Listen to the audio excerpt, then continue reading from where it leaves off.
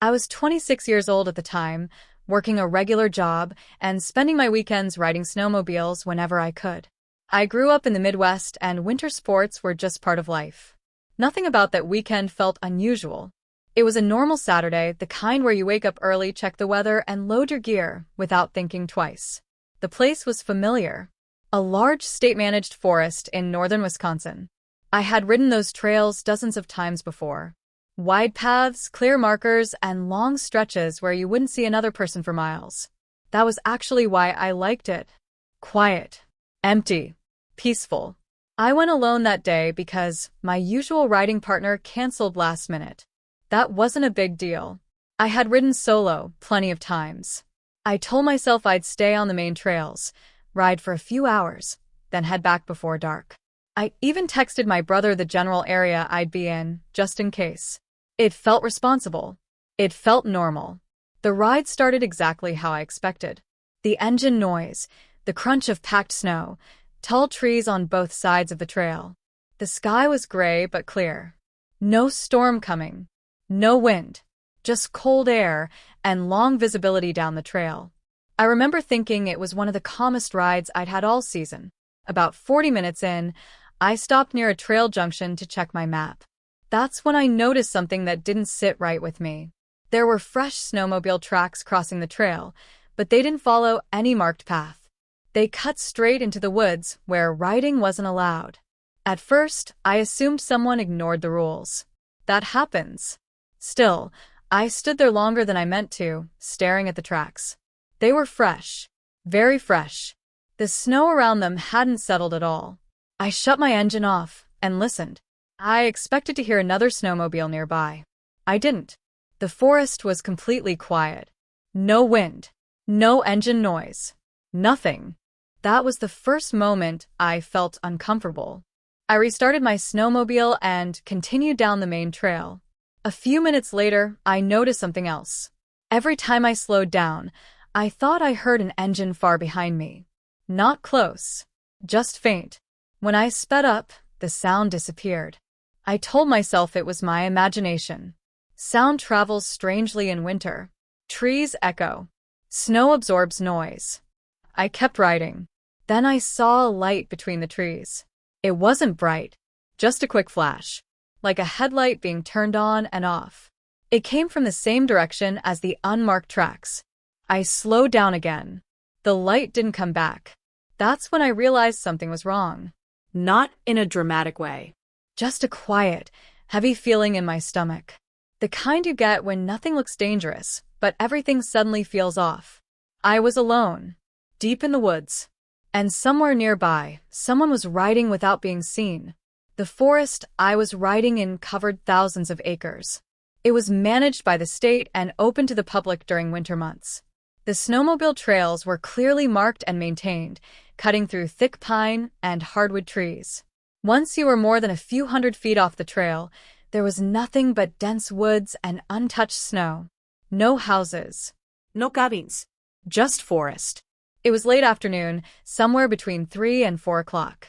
The sun was already starting to sink lower, and the light had that flat, gray look that winter afternoons get. The temperature was cold, but manageable. No snowfall. No wind. The kind of quiet that makes engine noise feel louder than usual. I had planned the trip as a short solo ride. My job during the week was stressful, and riding was how I cleared my head. I wasn't chasing speed or doing anything risky. I just wanted a few calm hours before heading back to the parking area near the ranger station. I knew the trails well enough to do it without thinking. Before I left, I checked in at the trailhead. A small warming hut sat near the lot, staffed by a volunteer during busy weekends. He was an older guy who asked where I planned to ride. I told him I'd stick to the north and east loops. He nodded and reminded me to be back before dark. That was the only real conversation I had that day. Once I was out on the trail, everything felt routine. I passed a couple of riders heading the opposite direction. We waved. That was it. After that, the trails emptied out fast. Most people were done riding by mid-afternoon. The deeper I went, the more isolated it felt. The trees grew closer together, blocking the sky. Snow piled high on either side of the trail. There were long stretches where I didn't see another set of tracks for miles. Still, nothing about it felt threatening. This was normal for that area. I stopped once to adjust my gloves and check my fuel. Everything was fine. The snowmobile was running smoothly. I had more than enough gas to get back. My phone was in my jacket pocket, though I knew service would be spotty at best. As the light slowly faded, the forest took on a darker tone. Shadows stretched across the trail. The quiet felt heavier. I remember thinking I should start heading back soon, not because I was scared, but because riding after dark alone just wasn't smart. There were no signs of danger. No warningness. No sense that anything was about to happen. I had no reason to believe that someone else had been watching my movements since the moment I passed that unmarked trail junction. Not long after I passed the last trail marker, the feeling of being alone started to change. It wasn't sudden. It crept in slowly, the way discomfort usually does when you can't point to a clear reason. Everything still looked normal, but my attention stayed locked on the trail ahead instead of drifting like it usually did. I eased off the throttle and let the snowmobile coast for a few seconds. That's when I heard it again. An engine. Faint and distant. It wasn't loud enough to tell how far away it was, but it sounded like it was moving parallel to me, not behind or ahead. I stopped completely and shut my engine off. The sound continued for a moment. Then it stopped too. I sat there listening. My breath sounded loud inside my helmet. The forest felt sealed shut. No wind through the trees. No animals moving. Just silence. After about 30 seconds, I told myself it was another rider on a different trail. Sound travels weird in the cold. I started my engine again and kept going. A few minutes later, I noticed something else. My headlight caught movement between the trees off to my right. It wasn't fast. It wasn't clear. Just a dark shape shifting slightly, then freezing when I turned my head. I slowed down, scanning the woods as I passed, but I didn't see anyone. The trail curved, and the woods grew thicker. Snowbanks on both sides rose higher, narrowing my view. I felt boxed in. I checked over my shoulder more than once, even though I didn't hear anything behind me. Then I saw fresh tracks again. Not on the trail this time. They ran alongside it, just inside the tree line. Snowmobile tracks, keeping pace with mine. They dipped in and out of the woods, never fully joining the trail. My stomach tightened. I told myself it could be old tracks lining up by coincidence. Still, I sped up slightly. The tracks stayed there for another 100 yards, then disappeared into the trees. I tried to calm myself down. I focused on riding, on the engine, on the trail markers. But the feeling didn't go away. It felt like I had become something being observed instead of just another rider passing through. As the light continued to fade, shadows between the trees deepened. Every dark gap looked like it could hide someone. I began noticing how far apart the trail markers were, how long it would take to turn around. That's when I heard footsteps. They were slow and deliberate, crunching lightly in the snow somewhere off to my left. Too slow for an animal. Too controlled. I turned my headlamp toward the sound, but it stopped instantly. I waited. Nothing moved. I told myself I was being paranoid, that the woods play tricks on you when you're tired and alone. But as I pulled forward again, the feeling in my chest stayed tight. Whatever was out there knew I was there, and it wasn't trying to be seen. I started thinking about turning back, not in a panicked way, just a calm, practical thought.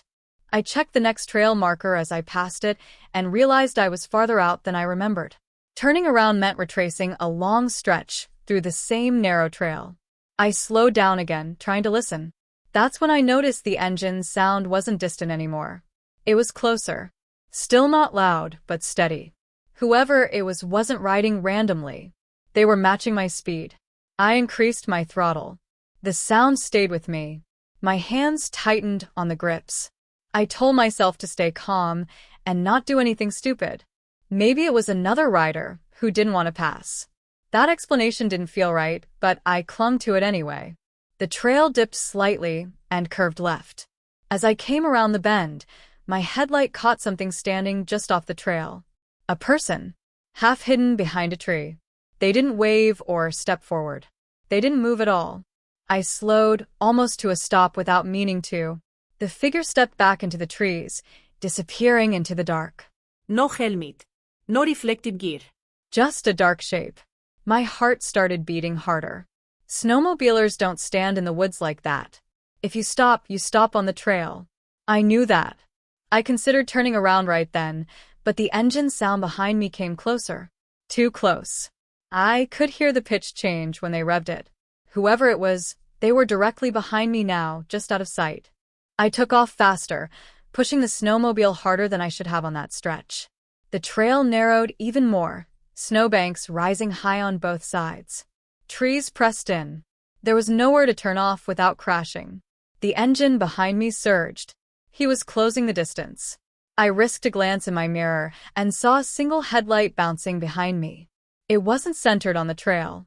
It moved side to side, like the rider was testing the edges. Panic crept in, slow and heavy. I realized I was trapped on this trail. If I wiped out, he'd be on me in seconds. If my machine failed, I'd be stuck out there with him. The trail ended abruptly at a small clearing. A sign marked a maintenance route that cut down toward a frozen creek. It wasn't meant for regular riders. I barely had time to decide. The headlight behind me surged closer. I turned hard and dropped down the maintenance path. Branches slapped against my arms and helmet. Snow sprayed everywhere. I heard his engine roar as he followed. That's when I knew for sure. He wasn't just riding. He was chasing me. The maintenance path dropped sharply, and I nearly lost control. The snowmobile fishtailed as I fought to keep it upright. Trees flashed past so close I could have reached out and touched them. I didn't slow down. I couldn't. Behind me, his engine screamed. He was gaining. The path ended at a frozen creek bed. The ice was covered in snow, uneven and broken in places.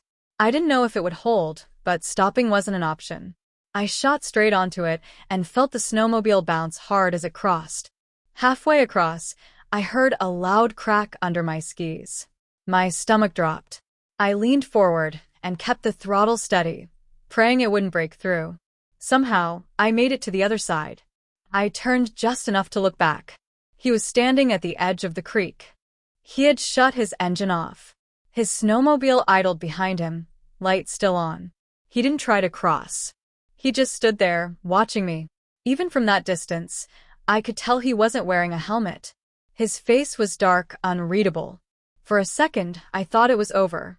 Then he stepped back, restarted his snowmobile, and followed.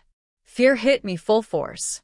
I took off again, weaving through trees without any trail at all now. Branches tore at my jacket. My goggles fogged from my breathing. I could barely see, but I didn't stop. The woods opened slightly near an old hunting shack I knew about. It was small and usually locked, but I aimed for it anyway. I cut the engine just before reaching it and rolled the last few feet, trying not to make noise. I ran to the shack and pulled on the door. It opened. I slammed it shut behind me and locked it from the inside. The shack was dark and cold, barely bigger than a shed. I dropped to the floor and killed my headlamp. Outside, his engine cut off. I heard footsteps crunching slowly toward the shack. They stopped just outside the door. I held my breath, pressing myself against the wall. My phone had no signal. My radio was useless this far out. The door handle rattled once. Then again, harder. I didn't move. I didn't breathe. After what felt like forever, the footsteps backed away. An engine started. The sound faded into the woods. I stayed in that shack for nearly an hour before I dared to leave. I never saw him again. But I know he found me. I didn't go straight back to the trailhead after that. I waited until I was sure the forest was quiet again. When I finally left the shack, the sky was almost dark. I rode slowly, sticking to open areas and keeping my headlamp sweeping constantly. Every sound made me tense. When I reached the ranger station, the lights were still on. I shut my engine off and went inside without even taking my helmet off. I told them everything. The chase. The man. The shack. 2 deputies showed up about 30 minutes later. They asked me to retrace the route, as best I could on a map. Another ranger went out with them while I stayed behind. I remember sitting on a bench, hands still shaking, listening to radios crackle in the background. About an hour later, they came back. They had found his snowmobile. It was hidden off the maintenance path, partially covered with branches and snow. No plats. No registration numbers. The ignition had been tampered with. One of the deputies said it was likely stolen. That alone was disturbing, but it wasn't the worst part. In the storage compartment, they found a backpack. Inside were heavy zip ties, duct tape, a flashlight, and a hunting knife with the blade wrapped in cloth. There was also a spare can of gas and food, enough for someone to stay out there for a long time. The deputies went quiet when they told me this. One of them asked me to describe the man again. No helmet. Dark clothing.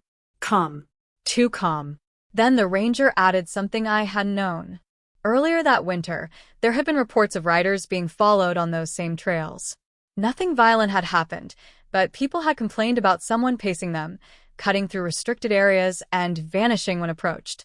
The reports stopped suddenly about 2 weeks before my ride. That same week, a local man failed to show up for work. His truck was found abandoned near another trail access point miles away. No body. No explanation. The deputies never said the names were connected. They didn't have proof. But they didn't dismiss it either. They searched the area for 2 days. They found no tracks leading out. No camps. No sign of where he went. The snow fell again the next night and erased everything. What changed everything for me was something small. When I got my snowmobile back from the ranger shed the next day, I noticed fresh marks near the rear. Handprints. Smudged into the snow and ice. Right where someone would have grabbed. He hadn't just chased me. At some point, he had been close enough to touch my machine. And I never heard him do it. I didn't sleep much after that. Even once I was home, warm and surrounded by familiar noise, my mind kept drifting back to the woods. Not to the chase, but to the quiet moments in between. The times when I didn't hear him. The times when he was close enough to watch without being noticed. The sheriff's department followed up with me once. They said there were no new leads. The snowmobile they found couldn't be traced. The items in the backpack had been bought with cash. No fingerprints. No cameras in that part of the forest. Officially, there was nothing more they could do. Life went back to normal on the surface. I went back to work. Winter passed. Spring came. People kept riding those trails. I never told many people what happened. When I did, most of them brushed it off. They said it sounded like a misunderstanding, a reckless rider, someone messing around. I didn't argue with them. What stayed with me were the details that never made sense. The way he never tried to pass me on the trail. The way he stayed hidden in the trees. The way he stopped at the creek, as if he already knew where I would go next. A few months later, I got a call from the ranger station. They told me someone had found an old hunting shack during summer maintenance. The lock was broken. Inside, there were signs someone had been staying there. Food wrappers. Empty fuel containers. Boot prints pressed into the dirt floor. It was the same shack I had hidden in. They asked if I had left anything behind. I told them no. That was the last I heard from them. I don't ride anymore. Not alone. Not anywhere remote.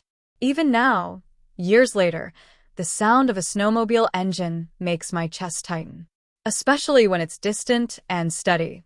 What scares me the most isn't that he chased me. It's that he stopped. Sometimes I wonder if he let me go on purpose. If he learned something about me that night. If he's still out there, waiting in a different forest, watching someone else ride past a trail marker and assume they're alone. Because the woods are big. And no one ever found him. After that call from the ranger station, I tried to put it behind me. I told myself it was over. Winter was gone. The forest was green again. Whatever happened out there belonged to the past.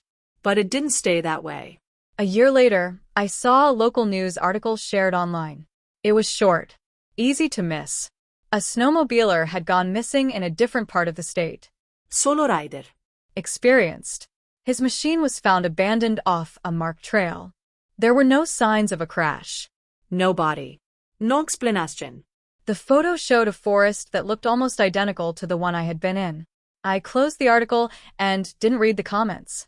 Since then, small things have started to bother me more than they should. When I hike and hear footsteps stop when I stop. When I notice tracks that don't quite make sense. When I feel like I'm being watched in places where no one should be. I know it sounds irrational. I know most people would say I'm projecting fear onto normal situations. But the fear never feels sudden. It's quiet. Calm. The same way it felt that day in the woods. What still keeps me awake at night is the thought that he wasn't improvising. He had supplies. He had a place to stay.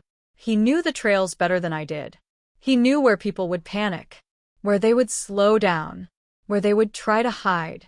And he didn't force his way into that shack. He left. Sometimes I think he could have gotten inside if he wanted to. Sometimes I think he was listening to me breathe on the other side of the door, deciding whether it was worth it. The authorities never connected my case to anything else. Officially, it was just a suspicious incident with no conclusion. But unofficially, no one ever told me it was. I still don't ride. I don't go deep into forests anymore. And I never ignore that feeling in my stomach when something feels off. Because somewhere out there, there's a man who knows how quiet snow can be. And I don't know if the last time I saw him was the first time he followed someone, or the only time he chose not to finish what he started. Even now, when winter comes, I pay attention to the news in a way I never used to. I notice patterns. Remote areas. Solo riders. Machines found without people. It happens just often enough to make me stop scrolling. I've learned how easy it is to disappear in places like that. How sound can vanish. How tracks can be erased overnight. What scares me most is knowing that if I had made one different choice, taken one wrong turn, no one would have ever known what happened to me either. And the woods would still be quiet,